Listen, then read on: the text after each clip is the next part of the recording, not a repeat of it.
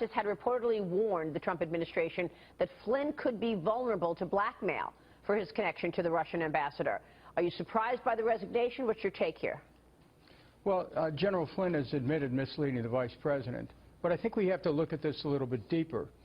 A phone call from the incoming Director of National Security was intercepted, and the contents given to the media, and you have to, and so obviously shared by intelligence officials. Now, what's at the core of this is an effort by some in the intelligence community to upend any positive relationship between the U.S. and Russia. And I tell you, there's a marching band and chowder society out there. There's gold in them there hills. There are people trying to separate the U.S. and Russia so that this military-industrial intel axis can cash in. So is the bigger issue here, in your view, the fact that this was leaked and somebody inside the White House got this news out to the press? What are you saying? Well, look, it's an issue, and the general has admitted in his resignation letter that he misled the vice president. That's a bad thing. But the American people have to know that there's a game going on inside the intelligence community where there are those who want to separate the U.S. from Russia in a way that would reignite the Cold War. That's what's at the bottom of all this. It's like, it's early in the morning, it's Valentine's Day, but wake up, America. Wow. Congressman, do you think that this fundamentally changes the prospect of a stronger relationship with Russia, or do you think that things can proceed as they have been proceeding, as the president has said he'd like to proceed? Hey, look, what's going on in the intelligence community with this new president is unprecedented. They're making every effort to upend him. Who knows what the truth is anymore? This is like the electronic version of Mad Magazine, spy versus spy. And so the bottom line is we should not start a Cold War again with Russia. The American people forked over billions of dollars for the last one and changed the quality of life in this country. There's something wrong going on here in the intelligence community. So what should Donald Trump do then? Well, look, first of all, he has to get a hold of his own intelligence apparatus. You know, this isn't a joke. This is a serious matter. If he doesn't get control of where the information's coming from, he'll never know the truth. The American people won't know the truth. And we could be set at war with almost any country. Be very careful is my warning this morning. Wow. Congressman, in the age of WikiLeaks and with, access to information across the board, what really can Trump do right now? I mean, if this administration seems like it's in a tough situation in regards to controlling our national security. Well, wait, it's not just this administration. I want to remind the viewers and all those who are on the panel that in the closing months of the Obama administration, they put together a deal with Russia to create peace in Syria.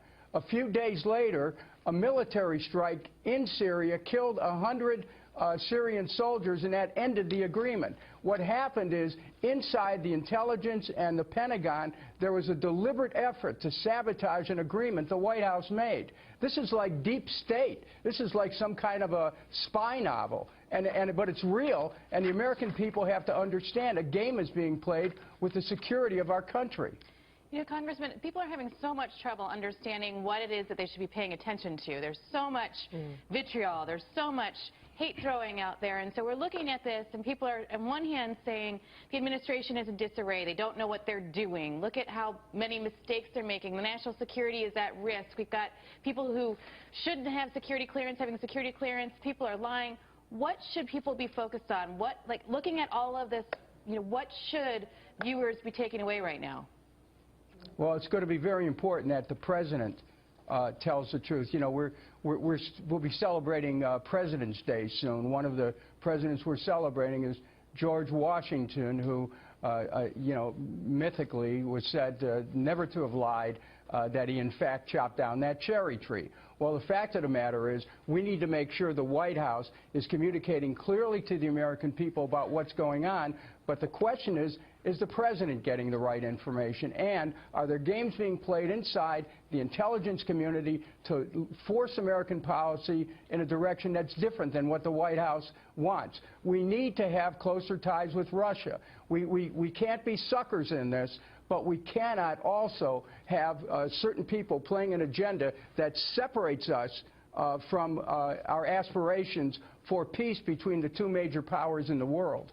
So is the bigger issue the fact that he even discussed sanctions with his potential counterpart in Russia, or is the bigger issue that he lied to Vice President-elect Pence?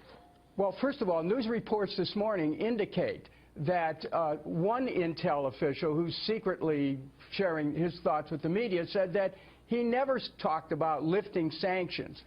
Who knows? But the bigger issue is that in this moment, that in a conversation with Vice President Pence, he misled the Vice President as to what happened. It was the cover-up that's worse than the crime. But what you're saying is you're underlining something even bigger, and that is somebody within Trump's White House is trying to sabotage him somehow. I don't know if it's somebody inside the Trump White House. But inside our intelligence community. There's definitely something going on inside the intelligence community to try to undermine this administration.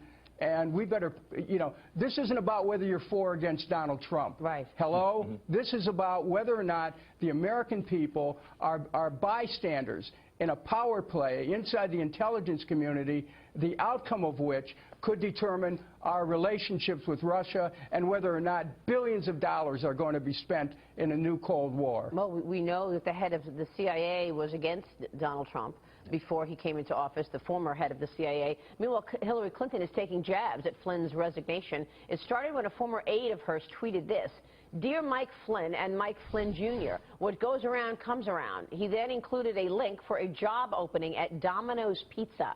It is a reference to General Flynn's son's tweets regarding the Comet Pizza child trafficking conspiracy theory. Hillary Clinton then tweeted herself, "Philippe's got his own way of saying things, but he has a point about the real consequences of fake news."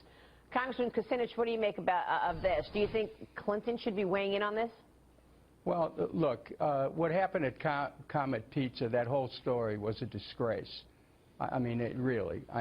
I'm not going to go over the details because it's really not fit for family television.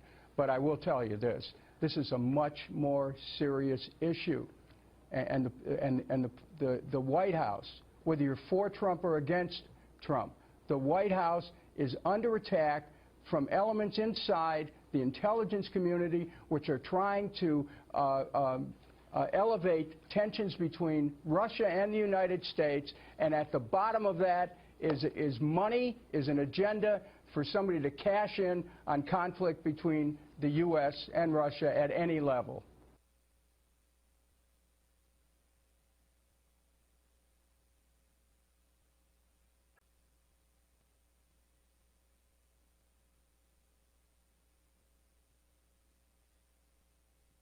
Yes, Trump is dangerous, but the unelected deep state trying to overthrow him is far worse. There is a proverbial shitstorm brewing in Washington, D.C. right now, and it is separate from the one created by President Donald Trump.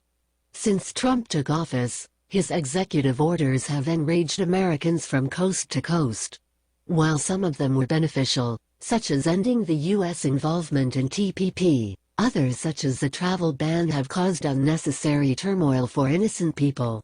However, all those orders were conducted in the open and for all Americans to see, unlike the soft coup being carried out against Trump in secret by the deep state.